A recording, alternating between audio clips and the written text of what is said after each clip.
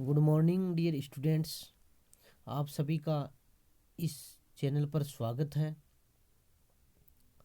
प्रिय विद्यार्थियों, आज हम हर्षवर्धन की विजय और उसके साम्राज्य विस्तार के बारे में अध्ययन करेंगे।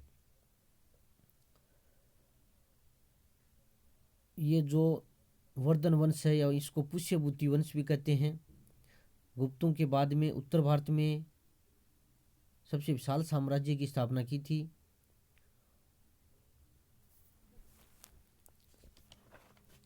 दिल्ली के निकट थानेश्वर में शिव के उपासक पुष्यभूति ने इस वंश की स्थापना की थी, इसलिए इस वंश को पुष्यभूति वंश भी कहते हैं। तो इसका पुष्यभूति वंश या वर्धन वंश एक ही बात है। इसका सर्वाधिक शक्तिशाली शासक हर्षवर्धन था। हर्षवर्धन अपने भाई राज्यवर्धन की मृत्यु के पश्चात 606 ईस्वी में थानेश्वर की गद्दी पर बैठा। वह प्रभाकर वर्धन का पुत्र था। कुछ समय बाद हर्ष ने थानेश्वर और कन्नौज के राज्यों को एक कर लिया और उसने कन्नौज को अपनी राजधानी बनाया। उसकी जो उपलब्धियां हैं वो इस प्रकार हैं। उसका शासनकाल आपको ध्यान में रखना 606 ईस्वी से 647 ईस्वी तक था। एग्जाम्स में आप इसको शासनकाल ध्यान में रहे तो आपको लिखना जरूर है, क्योंकि इससे 6 नंबर आते हैं।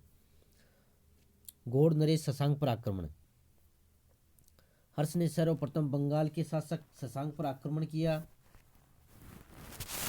हर्ष ने कौशल के शासक भास्कर वर्मन के साथ समझौता किया, जिससे गौड़ नरेश शशांक की स्थिति सीमित हो गई और शशांक की मृत्यु के बाद हर्ष ने पश्चिम बंगाल पर अधिकार कर लिया था। अभिलेखों से ज्ञात होता है कि 634 ईस्वी तक हर्ष का राज्य गौड़ राज्य तक विस्तृत हो गया था। यानी शशांक के समय तो उसका अधिकार पूर्ण नहीं हुआ, लेकिन उसकी मृत्यु के बाद में उन्होंने बंगाल पर अधिकार कर लिया था। वल्लभी पर आक्रमण। हर्ष ने वल्लभी पर आक्रमण किया और वहां के शासक ध्रुवसेन द्वितीय को पराजित कर दिया। यह युद्ध 630 ईस्वी से 633 ईस्वी के बीच हुआ था। कुछ समय बाद हर्ष ने ध्रुवसेन द्वितीय से मित्रता कर ली और अपनी पुत्री का विवाह ध्रुवसेन द्वितीय के साथ कर दिया था। तो वल्लभी पर उसने आक्रमण किया था और मैत्री संधि स्थापित की थी और उसको पराजित करके उसके बाद में उसे वैवाहिक संबंध कायम किए थे। पंच भारत की विजय। वेनसांग ने अनुसार हर्ष ने 6 वर्ष की अवधि में निरंतर युद्ध करके पंच भारत पर विजय प्राप्त की थी। ये 5 प्रदेश थे: पंजाब, कन्नौज, बंगाल, बिहार तथा उड़ीसा। इस प्रकार लगभग अधिकांश उत्तरी भारत पर हर्ष का अधिकार हो गया था और हर्ष ने इसके लिए सकल उत्तरापथनाथ की उपाधि भी धारण की थी। पुलकेशिन द्वितीय के साथ युद्ध। हर्ष व चालुक्य के शासक पुलकेशिन द्वितीय दोनों ही महत्वाकांक्षी थे, जिन्होंने साम्राज्यवादी नीति का अवलंबन किया। दोनों राज्यों की सीमाएं एक दूसरे के निकट थी, जिससे दोनों राज्यों के बीच युद्ध होना अनिवार्य था। हर्ष ने एक विशाल सेना लेकर पुलकेशिन द्वितीय पर आक्रमण कर दिया।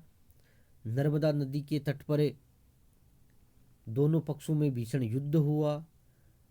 वेनसांग के यात्रा वृत्तांत तथा पुलकेशिन द्वितीय के ऐहोल अभिलेख के अनुसार इस युद्ध में हर्षवर्धन को असफलता का मुंह देखना पड़ा। तो पुलकेशिन द्वितीय के साथ हर्षवर्धन का जो युद्ध हुआ उसमें हर्षवर्धन को असफलता का सामना करना पड़ा। यानी इस युद्ध में हर्षवर्धन की विजय नहीं हुई, बल्कि पुलकेशिन द्वितीय जो चालुक्य शासक था उसकी विजय हुई थी। ध्यान में रखना आपको। सिंध पर विजय। बाणभट्ट के अनुसार हर्ष ने सिंध पर आक्रमण किया और उसे पराजित कर उसके राज्य को छीन लिया।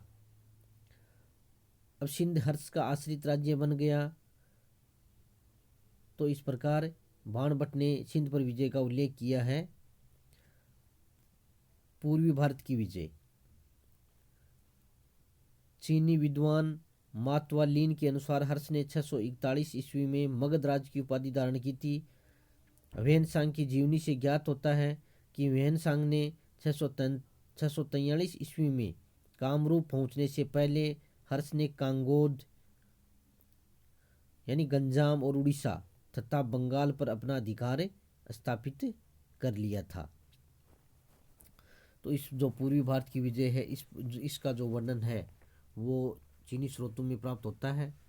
तो इससे हमें पता लगता है कि अशोक यानी नहीं, हर्षवर्धन ने यहाँ पर पूर्वी भारत की विजय भी प्राप्त की थी। तो इस प्रकार हम उसके साम्राज्य विस्तार को देखते हैं। तो हर्ष का साम्राज्य पूर्व में गंजाम से लेकर पश्चिम में वल्लभी तक फैला था तथा उत्तर में कश्मीर को छोड़कर शेष प्रांत उसके साम्राज्य में शामिल थे। यानी गुप्तोत्तर काल में भारत में सर्वाधिक जो शक्तिशाली शासक है वह वो वर्धन वंश के सम्राट हर्षवर्धन ने स्थापित किया था। और हर्ष ने कन्नौज को अपने विशाल साम्राज्य की राजधानी बनाया था। महाराजा धीराज की उपाधि भी धारण की थी। तो ध्यान में रखना है कि हर्ष ने किसे राजधानी बनाया था, ये आपको ध्यान में रखना है। और इसके बाद हम हर्ष ज्ञान व संरक्षक के रूप में उसकी भूमिका, उसका मूल्यांकन, उसका प्रशासन, उसके बारे में हम चर्चा करेंगे।